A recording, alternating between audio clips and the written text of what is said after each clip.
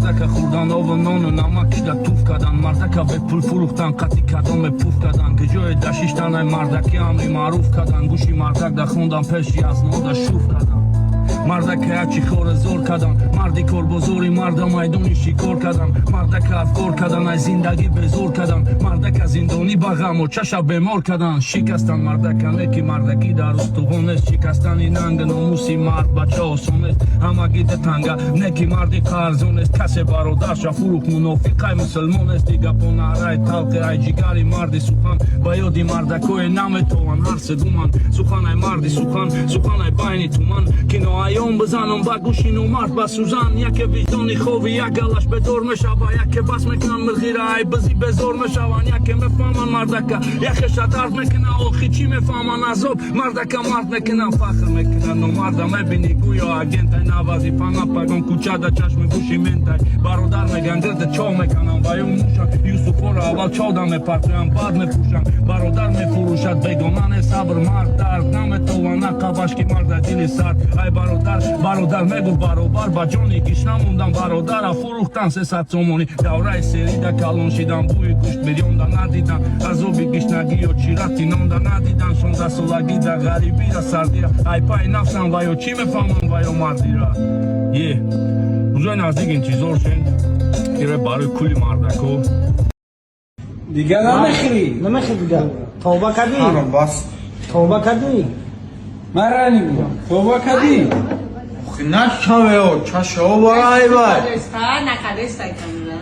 توبه کردی توبه وکن نکمه ای بای اخرا салому алайкум ребята пацани девчонки ҳай ҳа нами видеоро тамошо кардам бародар номард питушохка ту била беақлӣ агар ту мардаки дастҳои немеши ту рафиқ мешидӣ ку инам хеле ҷо намебурдӣ як демаш ки худат намерафтӣ семаш ки агар кори хато кеста буд ку ами оз так мегирифтӣ насиҳатш мекардӣ мефтӣ ки додари акаи дига накай ами корота ту била видео кардӣ амира партофтӣ хиёли ягон кори хуб кардӣ просто кибаданта ишон додӣ ки я лави латтаи ту мардак нестӣ мардаки кора намекуна занакҳо ҳами кора баъзеш намекунанд ту билад ба кадом рӯ ту ҳами кора кардӣ тура лабои курук да бояд нахай дару туф кунанд гапзани қатъи ту ҳаромай уже ма тура овозта шунавидам 20 гуноҳ гирифтам гумша пашка гумше фотимчик ناراحت بدی کی پیشت بود ها آفرین فقط خودت یاد بگی که آدمایی که امروز هستن پگش نیستن باورشون نکنید چون آخرش فقط خودت تاخا میمونی 10 سالم که سنت کم ترک بالاتر بروه میفهمی که پاد ایشانهای دیگرها در بخواتر شدگی با کلی نفرهایی که با تماشای ما وقت صرف دارن سلام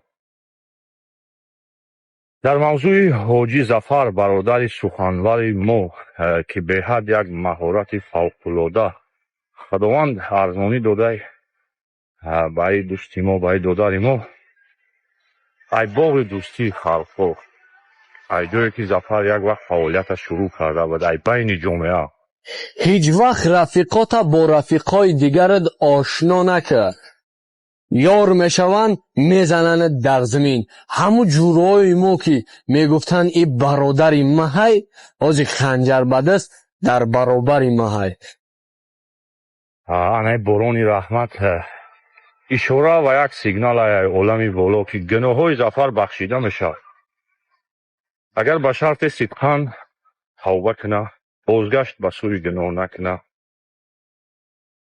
قرضا بخشیده میشه یا یک جای مشکلات حل میشوند که ظفر انتظارش نداره این وعده پروردگار ما که نهایت بخشنده و مهربان به نهایت در حالتی که ظفر عهد میکنه پیش پروردگار و با ایمان و وجدان صاف برمیگرده و همون مهارت والای سخنوریش در تربیت نسل‌های این بعده همه جامعه آباد و آسوده صرف میکنه وقت به نهایت چیز قیمت و به نهایت تیز میگذره و این سختی ها یک سنجش الهی و یک خوبیش در چیه؟ سنجش تا چند سخت آمد خرسندی و شادی کنین که شما را خداوند به نهایت قوی آفریده که چنین امتحانات سخت میگیره. و سخن بسیار ولی میگن سخن بسیار دان و اندکی گوی. او میگه که معرفت باید در ذات آدم باشه. با سلامتی همه آدمای ذات داره. تاو بیناموس نیست که میخواد گریه کنه. ده همین ساعت من بدم. دم سال پیش ما تاجیک فقط با سر تاجیک خدمت می‌کنیم. یا داغستان یا چچن یا گپ بزنه. برادر ازبک خست وس تاجیکستان هر گپ گفت.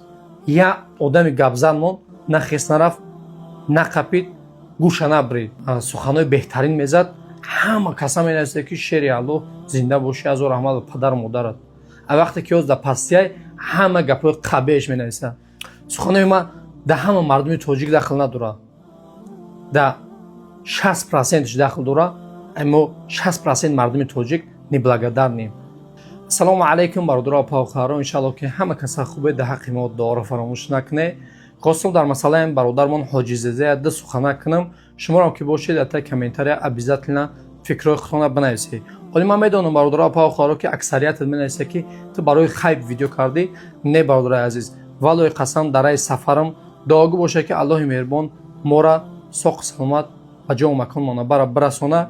الله مهربان مشکل همه ما و شما را آسان کنه. دعا را فراموش نکنید برادران. خب گام میزنیم در مسئله حاجی زاده.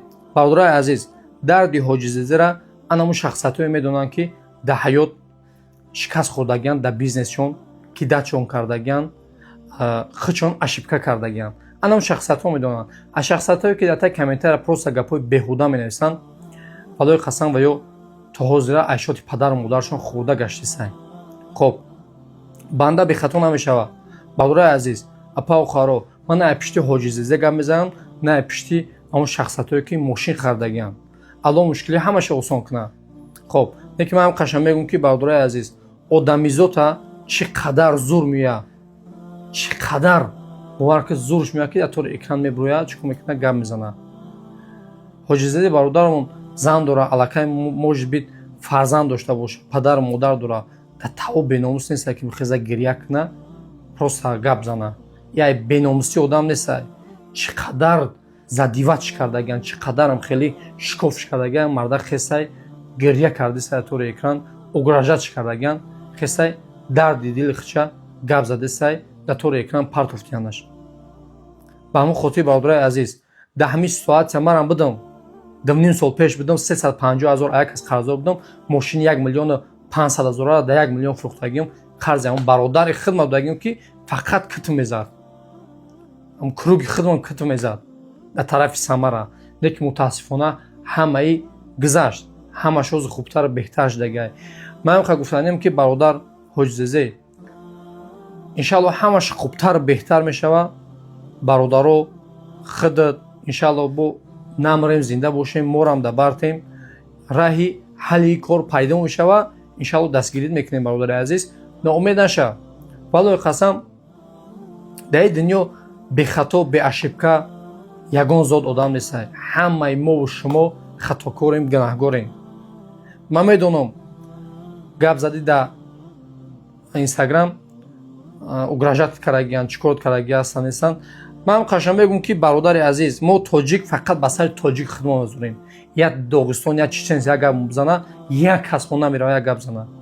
من میدونم انمو برادر ازبک خست وس تاجیکستان هر گپ گفت. یا آدمی گپ زنمون نخست نرفت نقپید گوش نبرید. فقط تاجیک با سر تاجیک خچه. ان شاء الله این مشکلات پس سر میشه. برادر عزیز فقط دعاگو باش، ان شاء الله همش خوبتر و بهتر میشه. و من هم گفتنیم برادر عزیز، اپا و خواهرای عزیز، وقتی که این برادر سخنای بهترین میزد، همه کسا مینویسه که شعر الله زنده باشی از رحمت پدر و مادرت. وقتی که از در پستیای همه گپای قبیش مینویسه، همه گپای پسش مینویسه. تو ماشینی که تو حرام کرد خیلی تو خیلی. برادر عزیز بنده به خطا نمیشه. من قشنگ میخوام بگم که 9 سال شد علاقه در طور اکران ما. برادر عزیز اپا و خارو ایگا با همه داخل نداره. 60% داخل داره اما 60% مردم تاجیک نبلاگدار نیم. ما الحمدلله алакай 9 солжида тора экранам корои хайрам кардам ашибкарам кардам неки гуфтан фақат гапои қабеҳ неблагодарниш беҳад бисёр будааст. бародарои азиз, вақте ки як одама дар пастӣ диде бояд шумо бардореш, бояд дастша бигиред, нашканеш набарод. мардакам номус дора. парвардигор анами мушкилия, анами пастира, анами хел мақсад беобругия дар сари ягон таймову шумо парвардигор наёра. лекин иншааллоҳ мушкилии бародармон ҳоҷизазе пас сар мешава, иншааллоҳ борангам пешинаш мешава. мо парвардигор дорем, мо ягон зот одама надорем, парвардигор дорем. парвардигор чизеро ки бихоҳа анамо химо мешем. беобрӯ мекуна парвардигор мекуна, обрӯмо метиҳа парвардигор метиҳа. лекин иншааллоҳ мушкилии бародармон пас сар мешава, бо ҳамаш хубтару беҳтар мешава. ягон гап паста буланд задагӣ бошем бародарои азиз, бахшиши зиёд. фақат чико кунед, благодарниш дидан дар кора. як мардак дар ҳаёт як ашибка кард, сразу рулатон натӣ. наоборот совет шудам дар кора, дастгириш кардам дар кора. валои қасам и дунё гузаронае мегзара, баъд анаму гапои қабеҳтон, анаму комментариҳои безебтон мемонава. рӯзи қиёмат дорем мо. фаромӯш накунед. зинда бошед. салому алайкум.